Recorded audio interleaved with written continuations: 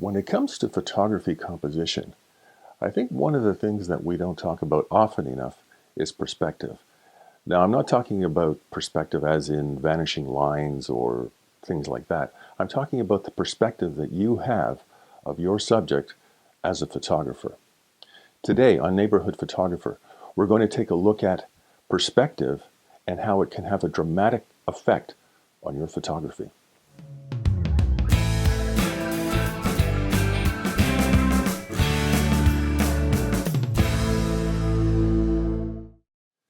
For today's video, we're going to be concentrating on just one subject, and we're going to be moving around that subject and changing our perspective to come up with different results. Now, it all came about when a buddy of mine spotted this brightly painted bicycle off the side of the road.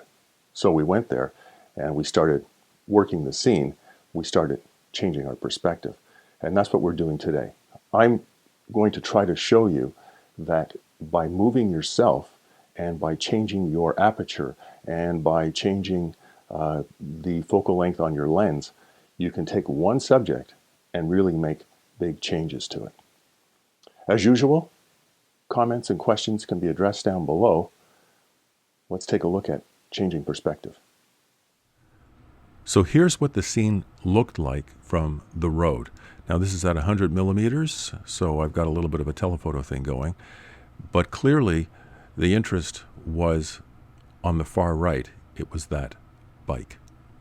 But I also noticed these great bales, and those hay bales. I wanted to work them into the scene a little bit more, but I also wanted to see the bike a little bit more. So what I did was I moved to the right, something that's outside of the shot right now, to get something like this. Okay, now it's all about changing perspective.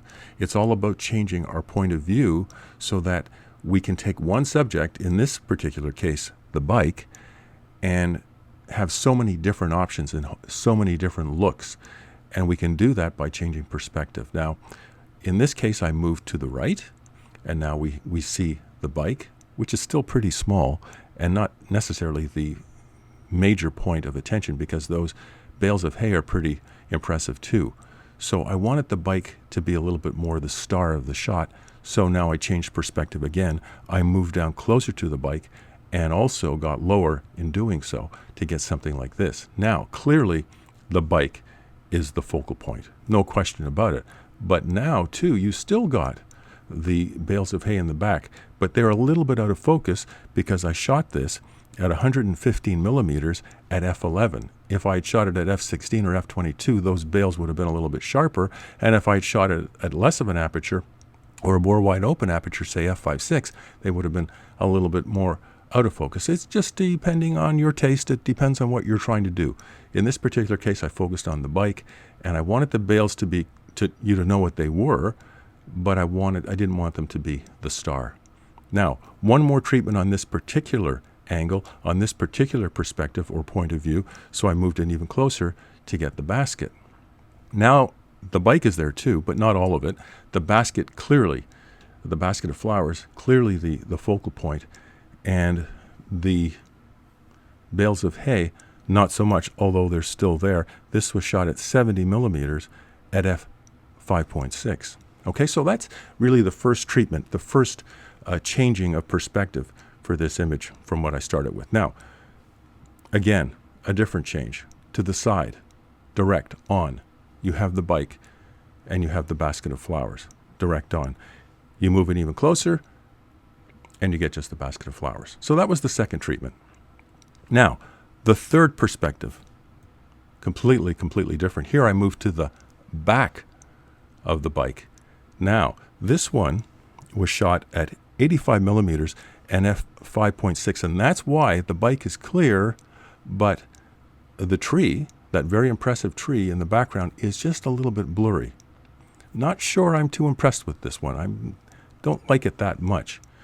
But I'm showing you this because the next shot, this is where perspective gets really important, because right now the spatial feel of this is okay. I mean, you have the road leading you in, you have the bike sitting there, and you have the tree. It's all sort of a triangle, and it's kind of spatially okay.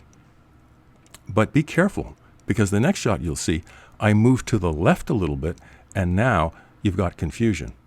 At least to my eye, it's a little bit muddied. You still have the road, you still have the bike, you still have the tree, but now the bike is sort of climbing into the tree. And for me, anyway, and it's just my opinion, for me, it just feels a little tight, and it just feels a little cluttered, and it doesn't have that feeling of space that this particular one has. Now, having said that, I really wasn't pleased with this one that much. And this one, for me, just did not work.